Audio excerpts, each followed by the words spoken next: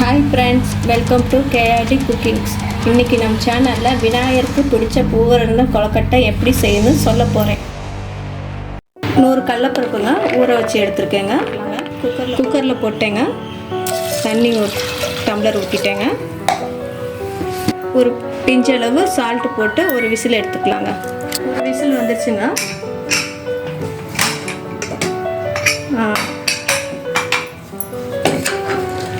இந்த மாதிரி அரை வேக்காடு தாங்க எடுக்கணும். பருப்பு மிக்சியில் ஒரு சுற்றி எடுத்துக்கலாம்.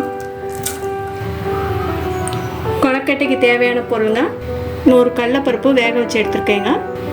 100 வெல்லங்க நுணுக்கி வச்சுருக்கேங்க. பச்சரிசி மாவுங்க வீட்டில் அரைச்சது 200 எடுத்துருக்கேங்க.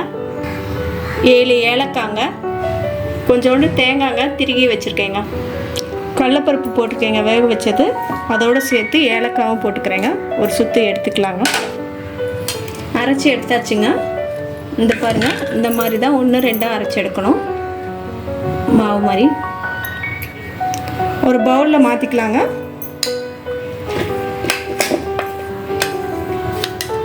வச்சாச்சுங்க. தேங்காய் போட்டுக்கலாங்க. தேங்காவும் கொஞ்சம் ஃப்ரை பண்ணி எடுத்துக்கலாங்க. ஏன்னா ஈரமாக இருந்துச்சுன்னா கொஞ்சம் இதாகிடும், கெட்டு போயிடும் சீக்கிரமாக. நம்ம கொஞ்சம் வறுத்து எடுத்துக்கிட்டோம்னா கொஞ்சம் நல்லா இருக்குங்க. இந்த மாதிரி நல்லா ஃப்ரை பண்ணிக்கலாங்க. நல்லா வதக்கியாச்சுங்க. பூரணத்தில் போட்டுடலாங்க. வெல்லம் போட்டுக்கலாங்க.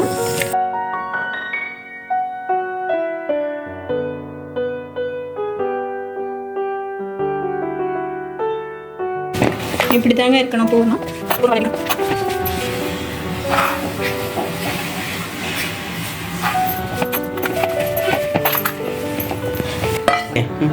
பேன் வச்சாச்சுங்க. பச்சரிசி மாவு போட்டுக்கிறேங்க. சிம்பிள் வச்சுக்கணுங்க.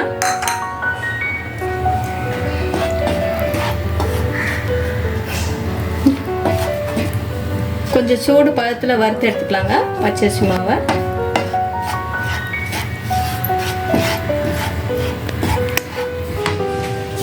கொட்டிடலாங்க பவுலில். வெது சூடுங்க. வெது சூடில் மாவில் கொஞ்சம் ஊற்றிக்கலாங்க. கிண்டி விட்டுக்கலாம்.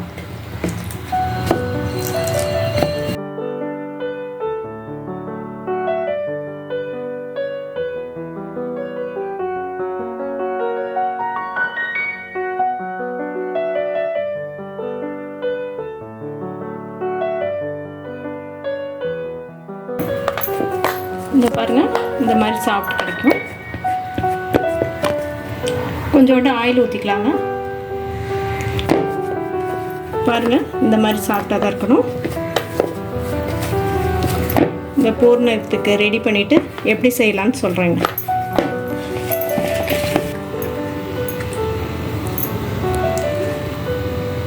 பூண்டு கொழுக்கட்டை ஆச்சுங்க. எண்ணெய் லேசாக அப்ளை பண்ணிக்கலாங்க. அது இந்த மாதிரி சின்ன உருண்டை எடுத்துக்கலாங்க. இதுக்குள்ளே வச்சுக்கலாங்க.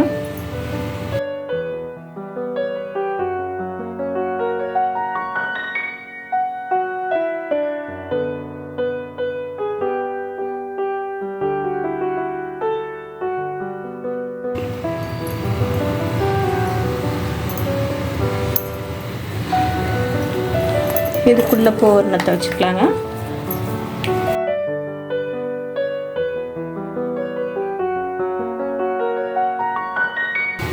கொஞ்சம் மாவு எடுத்து அது மேலே வச்சிடலாங்க.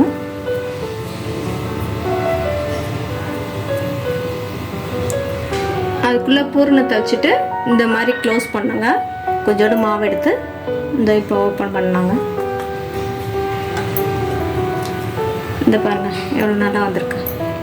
நல்லா வந்திருக்கு. சைடு ஃபுல்லாக எல்லாம் தள்ளி விட்டுங்க மாவை. கொஞ்சம் உருண்டை உருட்டிட்டு இந்த பாருங்கள் இந்த மாதிரி. ஏன்னா கொஞ்சம் மாவு கரெக்டாக அப்ளை பண்ணிகிட்டே வரணும், இல்லாட்டி ஒரு இடத்துல கேப் வந்துடும். இந்த பாருங்கள், இந்த மாதிரி தான் ஃபுல் பக்கெட்டுமே இந்த மாதிரி பண்ணிக்கணும். அப்போ தான் பூர்ணம் போட்டால் அது ஓப்பன் ஆகாமல் இதாகாமல் இருக்கும். இந்த பூர்ணம் போட்டுக்கலாங்க.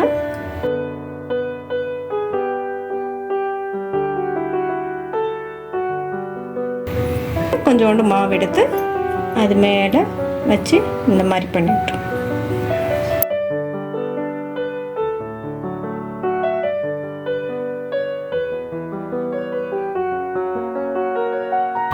பாருங்கள் எப்படி இருக்குன்னு.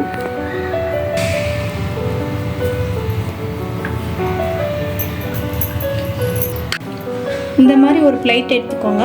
அது மேலே ஒரு காட்டன் துணி இந்த மாதிரி எடுத்தால் போதுங்க. மாவு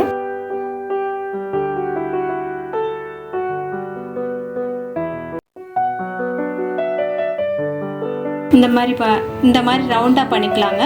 மாவை தட்டி எடுத்துக்கலாம். அதில் பூவனத்தை கொஞ்சோண்டு இப்படி வச்சிடலாம்.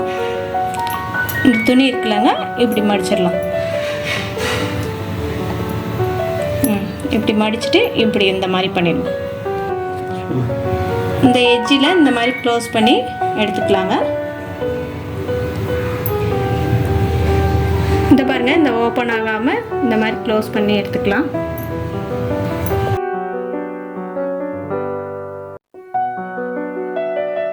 ஆயில் தடவிக்கலாங்க. வேக வச்சு எடுத்துக்கலாம். எல்லாம் பண்ணி வச்சாச்சு, ரெடி பண்ணியாச்சு.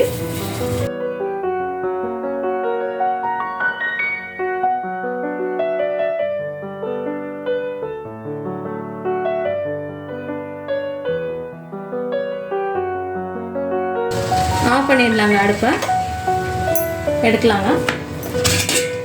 இந்த பாருங்கள்,